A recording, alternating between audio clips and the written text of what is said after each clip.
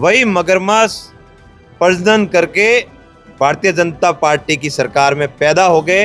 पूरे बालोतरा को खोद के रख दिया है।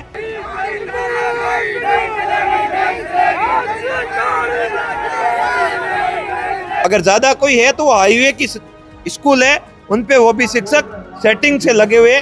जो झूठे मुकदमे किए गए हैं उन मुकदमों को वापस लें, नहीं तो पूरी राजधानी को घेरेंगे।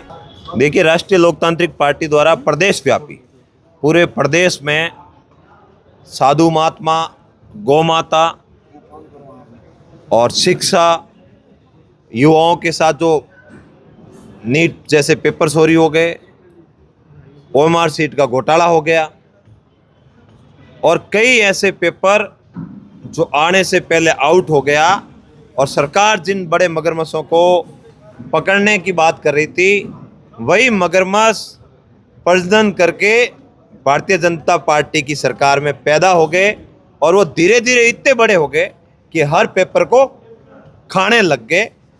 प्रमुखता से ये मुद्दा, उसके बाद किसानों का पूरे प्रदेश में बकाया आदान अनुदान, कृषि बीमा क्लेम प्रमुखता से मुद्दा है। कहीं दिए हैं तो 2 रुपये, 5 रुपये, 800 रुपये, 700 रुपये, 1100 रुपये देकर इतिश्री की है, क्योंकि राजस्थान में ज़्यादा जगह पर इंडियन एग्रीकल्चर इंश्योरेंस कंपनी जो बीमा करती है उसी का काम है, और वो हमारे देश के गृह मंत्री माननीय अमित शाह जी के बेटे का पार्टनर है।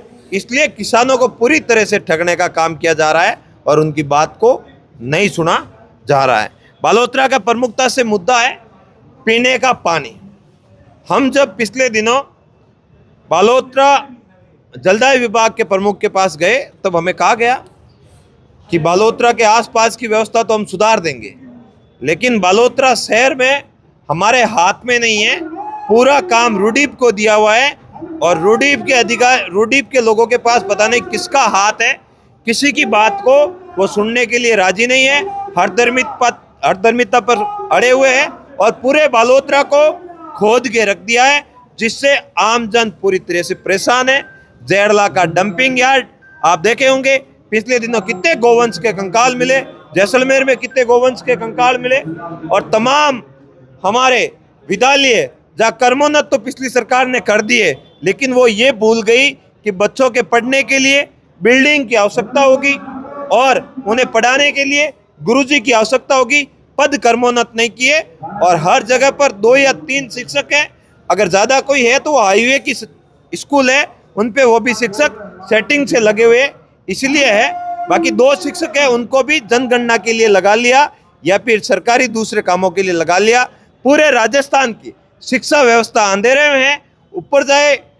ऊपर पढ़ने के लिए जाए तो पूरे के पूरे कोचिंग माफियाओं का आतंक है, और अगर नीचे देखे तो पूरे के पूरे शिक्षकों के पद खाली पड़े। सरकार के ऊपर पता नहीं किसका दबाव है। शिक्षा मंत्री जी कभी चलते हुए कह देते हैं कि शिक्षक नकारा निकम्मे, कभी कह देते पुलिस के जवानों के खिलाफ अनगल भाषा का प्रयोग करते।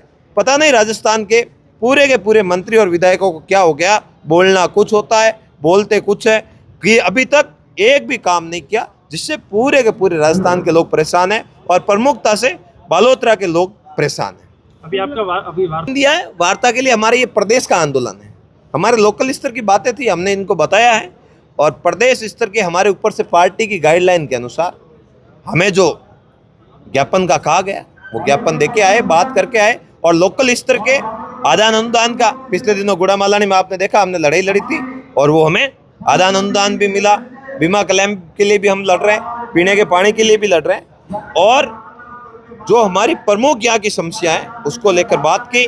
और सबसे प्रमुखता से हमने ये बात की कि हमारी बात ऊपर तक पहुँचाए।